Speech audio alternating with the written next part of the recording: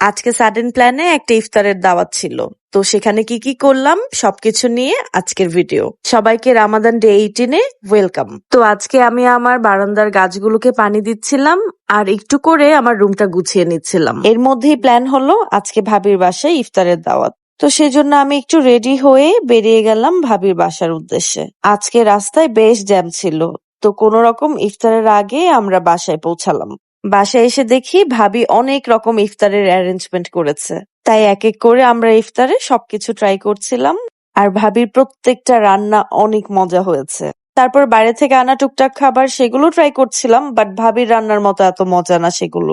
তো আমরা ইফতারের পর চা খেতে খেতে বেশ অনেকক্ষণ আড্ডা দিলাম। এর মধ্যে ভাবি আবার নিয়ে আসলো ফ্রুট কাস্টার্ড। এটা যে কি মজা হয়েছে খেতে। আর সবশেষে খেয়ে নিলাম এই মজার মাটন হালিম। তারপর আরো কিছুক্ষণ আড্ডা দিয়ে আমরা বাসার দিকে রওনা হলাম। সব মিলিয়ে আজকের ইফতারে বেশ খানাপিনা আর আড্ডা হয়েছে। ভাইয়া ভাবিকে থ্যাংক ইউ এত সুন্দর অ্যারেঞ্জমেন্টের জন্য।